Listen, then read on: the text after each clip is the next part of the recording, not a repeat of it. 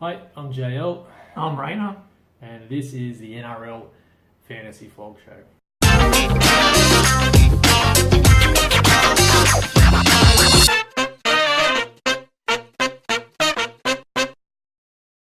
What do you need to watch us?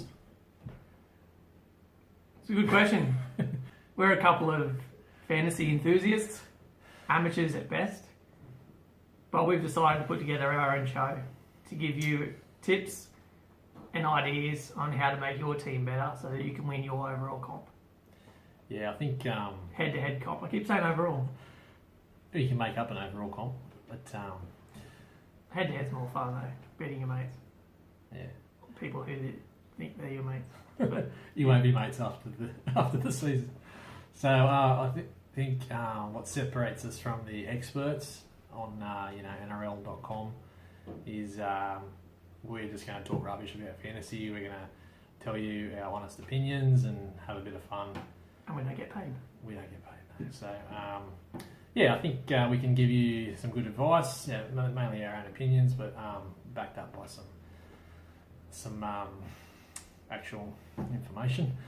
But you don't need to go find it. I think we'll get it all to you, all the important stuff. So because there's thousands of pages on fucking Twitter and Yeah, there's lots of Facebook. information out there. It's hard to know because everyone claims to be an expert. We're not. We're the only people claiming to not have a clue. Which is no, that's not good. we've got some good results, haven't we? How have you been going in the last few years? We've been playing for 3 years. I've made the final every time, Well done.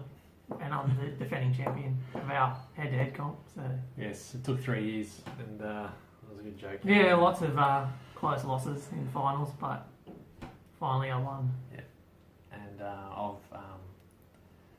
also been a winner and made the final, not the final every year, but played finals football every year. Two minor premierships, which doesn't count for much, but if you don't win much else, they count for quite a lot. So so and I've been around about that 1,000th spot at the end of the season overall. So I haven't. Hopeless overall. yeah. So what can you expect? I think we got some. We're going to be on every week. Give you a weekly show. Might bring on some guests. No, I'm good. No, I'm good. Just some random blokes from our comp, because I think we're going to talk about our comp a little bit, talk about our teams, and there might be some Q&A if we get enough people watching. Comments are always welcome. Yep. As long as they're nice. And hopefully we'll have some cool segments. No segments. We haven't planned any of that yet, so that's I think what you can expect. Hopefully have a bit of fun, a bit more light-hearted than some of the other stuff around. So, all right, so let's talk fantasy. Quite a big year, lots of changes, and I think this is probably why we've decided it's a good time to get us out into the public, because like there's so many changes. I think the experts' opinions and stuff are adjust that in terms of strategy. I think because there's going to be new strategies and stuff this year. So Even the pricing changes has made it difficult to figure out the value of players at the moment. yeah, that's right. I mean, everyone will still have break-evens you usually go by, I think, when you're looking for value. But so what are some of the changes? So there's 21 players. Yeah. You have 13 on the field. 4 reserves. They call them reserves. It's got And very then extensive 4 football knowledge. substitutes. No, I mean like because they call 4 substitutes. Yeah. Like the extra 4 that are basically the guys who don't play unless they're auto emergencies or someone's not playing or whatever. Yeah, so the bench structure is completely different. So you got 8 on your bench, and you rank them 1 to 8. Your first 4 will get scores for your team. So which is a little bit different. And if someone gets injured, your 5th ranked sub will come into your team. So that's a big one. Anything else? Scoring changes? There's a new rule for what do they call them? Kicks that lead to line goal dropouts. Yeah, some good attacking stats being recognised now by getting some points for that. Basically only affects the halves. because they're the only ones who kick to try and get the ball to stay in. And you mentioned a restructuring the pricing. I think it works out something sort of roughly similar anyway with you because your salary cap's gone up. So yeah, but now it's hard to tell. If someone was 600,000 before, they were awesome, and now they're average. So if you're looking at just by price, go by their break even, you'll make more sense out of that. It's going to be a bit different in terms of strategy this year, I think. Yeah, maybe. Maybe. I think in the past, with the bigger teams, you can get a lot more cheapies. You can go a bit more guns and cheapies. This year with the smaller squad size, there's no room to carry those cheapies that may or may not play. Yeah, you definitely need to have 17 players that are pretty solid. Yeah, so it might be a matter of, there might be a few more mid-ranges. Like Bryce Cartwright. Yes. Well, he's nearly base price anyway, so, but around that sort of 400 to 600 mark, 400 to 500 mark, there might be a few more of those in your team. And I think, whether you want them or not, I think that's I don't want probably them at all. I think that's probably a better strategy. And if you find value, I think the people who find value out of those mid ranges will do quite well. And that's why I play the game, to try and, it's like scouting players. That's a mid range over there, but he's going to do really well and take a punt on him. I think it's going to be important too to get into the rookies early. Whereas in the last few seasons, you've had a few rounds, you could get onto a rookie and still make a lot of money and make a lot of points. But I think now, because you want them in as soon as possible, getting on the rookies, the right rookies at the right time is going to be crucial. I think this year you're going to need to. The teams that make the most money are going to do really well. It's all about making money, I think, in my opinion. Yeah, we'll see. I never really make a lot of money and I still go pretty well.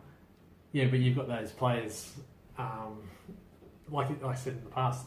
Like I said in the past, you can have the cheapies that don't play that might play later. Yeah, you can't carry anyone. You can't carry Jalen Feeney for the whole season. Yeah, so like most people do. And if you are, you're not making money, and there's a good chance your final squad will end up pretty much similar to your starting squad. And that's bad. It's pretty bad. So anyway, that's my opinion. I think the mid range is the way to go and find value and make lots of money.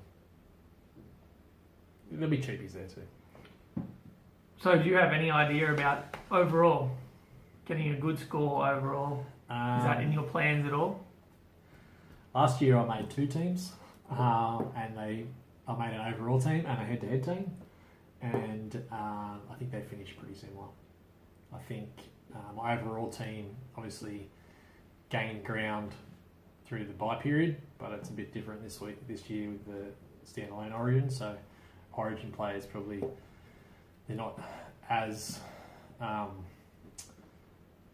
important to not have in your squad around Origin time. I think you can still carry some Origin players this year and put some, you can. They won't miss as many games. Put some decent scores together. So I think the head-to-head and the overall teams might be a bit closer this year. Personally, I don't care.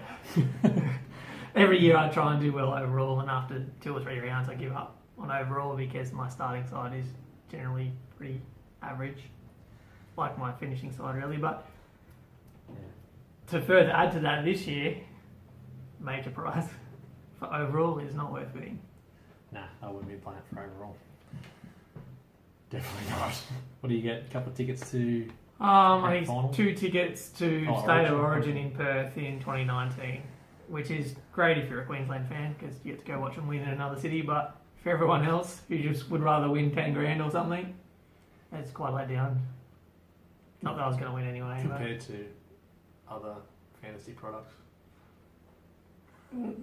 I don't think there are any other fantasy products. It's only NRL Fantasy. Okay. But there's weekly prizes. I think they're pretty crap too, though. So. I don't even know if they are. I think you get subscriptions to the NRL Live on your phones, so you can watch football this big. if you think if you create a league, I know if you're in the Those. club leagues, the clubs also have the prize. If you win that, and usually it's just a signed jersey. So if you're a fan of one of the clubs, you might prefer that to. and they all I mean, have, Origin's not bad, but Perth is. they all the clubs have different prizes. Yeah, some of them have got memberships, some of them have got themselves, yeah. jerseys, some have got both. I was reading one club has like a really I think good Penrith, prize. you can just pick which player you want and they'll give them to you. Because they're getting rid of players left, right, and centre. I don't think you recorded it either. You reckon it stopped? Oh, now you're ruining the shot. Alright, let's stop and watch some of that back. Let's stop.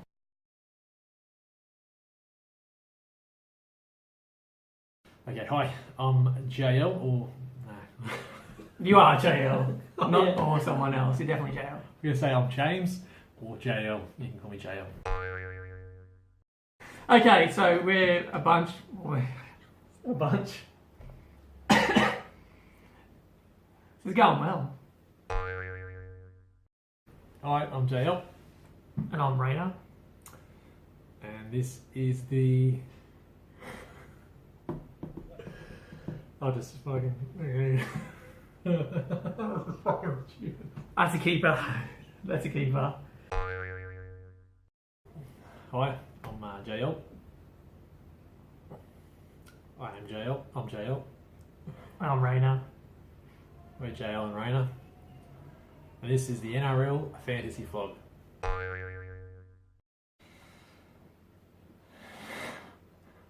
Yeah, okay, thanks for coming.